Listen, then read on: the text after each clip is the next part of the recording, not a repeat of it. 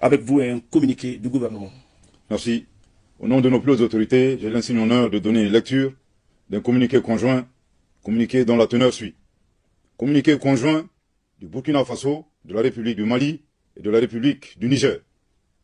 Désireux de réaliser l'intégration entre les États de la sous-région et mû par les idéaux de fraternité, de solidarité, d'entraide, de paix et de développement, leurs excellences, le général Aboubakar Sangoulé Lamizana, le général Moussa Traoré et le lieutenant-colonel Séni Kounché, respectivement chef d'État de la Haute-Volta, actuel Burkina Faso, du Mali et du Niger, créés avec 12 de leurs pairs, le 28 mai 1975 à Lagos, la communauté économique des États de l'Afrique de l'Ouest, CEDEAO. Après 49 ans d'existence, les voyants peuples du Burkina, du Mali et du Niger constatent, avec beaucoup de regrets, d'amertume et une grande déception, que leur organisation s'est éloignée des idéaux de ses pères fondateurs et du panafricanisme. En outre, la CEDEAO, c'est l'influence de puissances étrangères. Trahissant ses principes fondateurs, est devenue une menace pour ses États membres et ses populations dont elle est censée assurer le bonheur. En effet, l'organisation n'a pas apporté assistance à nos États dans le cadre de notre lutte existentielle contre le terrorisme et l'insécurité. Pire, lorsque ces États ont décidé de prendre leur destin en main, elle a adopté une posture irrationnelle et inacceptable en imposant des sanctions illégitimes, illégales, inhumaines et irresponsables en violation de ses propres textes. Toutes choses qui ont davantage fragilisé les populations déjà meurtries par des années de violence imposées par des hordes terroristes instrumentalisées et téléguidées. Face à cette situation qui perdure, leurs excellences le capitaine Ibrahim Traoré, le colonel Assimi Goïta et le général de brigade Abdourahmane Tchani, respectivement chef d'État du Burkina Faso, de la République du Mali et de la République du Niger, prenant toutes leurs responsabilités devant l'histoire et répondant aux attentes, préoccupations et aspirations de leur population, décident, en toute souveraineté, du retrait sans délai du Burkina Faso, du Mali et du Niger de la communauté économique des États de l'Afrique de l'Ouest, fait à Ouagadougou, à Bamako et à Niamey le 28 janvier 2024. Voilà. Salut à tous les Africains, les Guinéens, sentez-vous saluer aussi. Bon, j'aimerais aussi m'adresser ici à, à tout le peuple africain, parce que aujourd'hui, on est beaucoup concentré sur le football, parce que c'est le moment de la CAN, c'est vrai. Mais l'actualité, l'actualité est grave. Il y a de cela 2-3 jours que le Mali, le Burkina, le Niger ont décidé de quitter la CEDEAO. Donc, et moi, quand j'ai vu, j'étais vraiment content parce que je sais que on est en train d'aller en avance. Mais je me suis aussi posé la question de savoir pourquoi ils ont décidé ça. Mais je suis parti regarder certains médias. Vous-même, vous savez comment je peux pas dire, les médias français sont. Donc, j'ai essayé d'écouter, j'ai essayé d'analyser un peu aussi comment moi, ce que je pense sur le retrait de ces 3 pays. Mais j'ai compris quelque chose.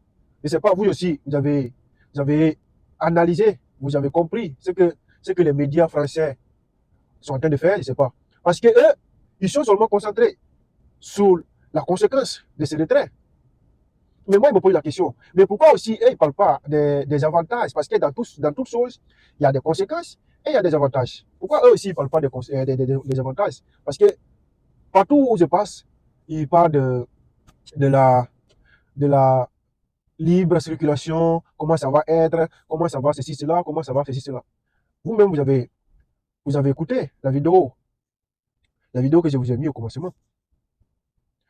Je sais que ça serait quelque chose de très difficile à gérer, mais si, si aujourd'hui, eux, ils ont décidé de faire ça, ça veut dire que ils sont arrêtés quelque part et ils savent pourquoi ils veulent faire ça.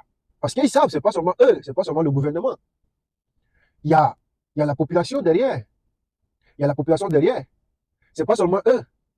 Si, si, ils n'ont pas, si, je parle des dirigeants de ces pays, Niger, Mali, Burkina, la population ne se révolte pas parce que la population a confiance en eux.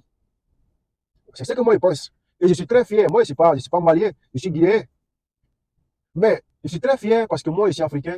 Donc, tout ce qui se passe dans les autres pays africains, ça me concerne aussi. Moi, je suis africain.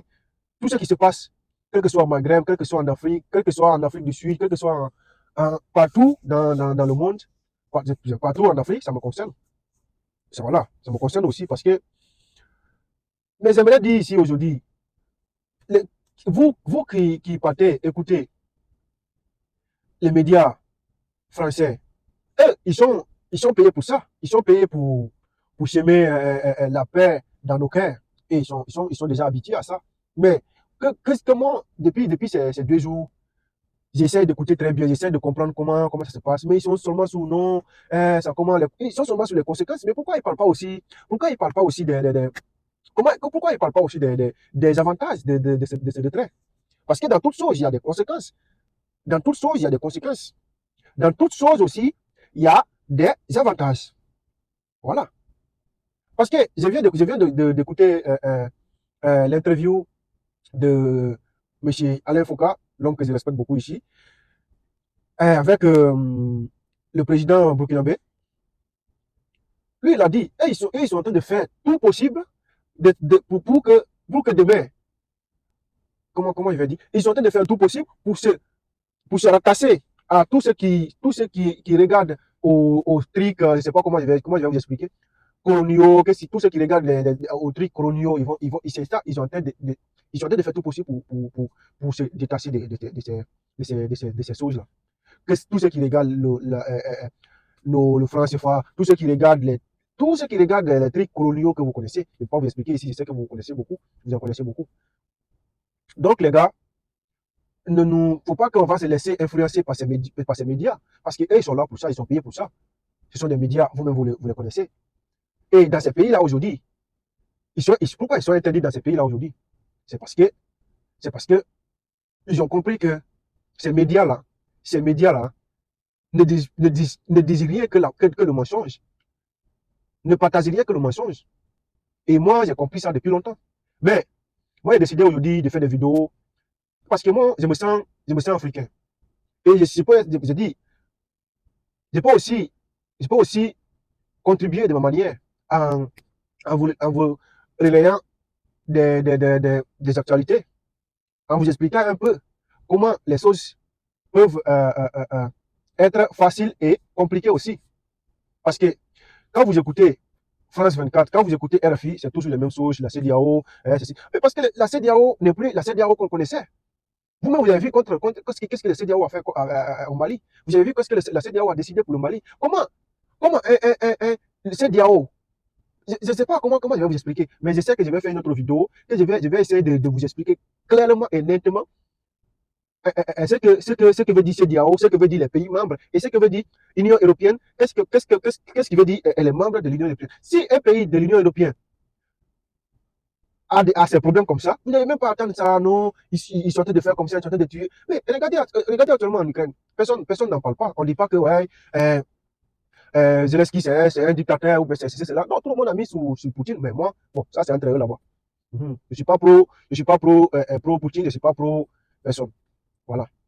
Mais ici, j'aimerais vous dire, nous jeunes Africains, on doit, on doit être, on doit être solide, on doit se soutenir. C'est entre nous. Si on s'aime entre nous, il y aura pas, les ennemis ne pourra pas rentrer. Mais si le Mali combat seul dans son côté, et que le Burkina combat seul dans son côté, et que le Niger combat seul dans son côté, mais ils vont pas s'en sortir.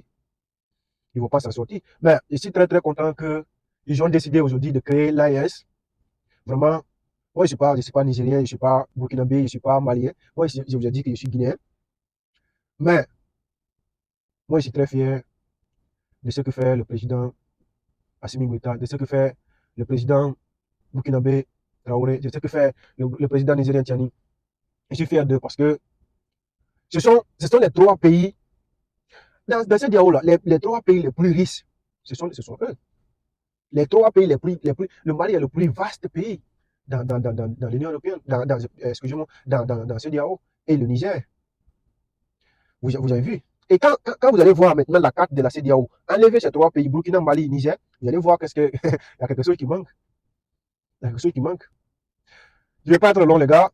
J'ai commencé à faire des vidéos. Je demande à tout le monde de s'abonner, vraiment, de me soutenir, de réaliser quand même mon rêve, parce que j'ai toujours rêvé de faire des vidéos sur YouTube. J'ai toujours rêvé de relayer un peu l'actualité, vraiment. Les gars, je sais que ma vidéo n'est pas, la qualité n'est pas bonne. Je sais que c'est la première fois, les gars. Je vais essayer de m'améliorer de temps en temps. Et c'est grâce à vous aussi que je vais m'améliorer, parce qu'une fois que vous commencez à vous abonner, et je vais essayer de m'améliorer, les gars. Je demande à tout le monde de s'abonner. Et voilà quoi. Donnez-moi la force. Donnez-moi la force. Et vive le Mali, vive le Niger, vive l'AES. On est ensemble, les gars. On est ensemble. Abonnez-vous, les gars. Abonnez-vous. Ciao, ciao.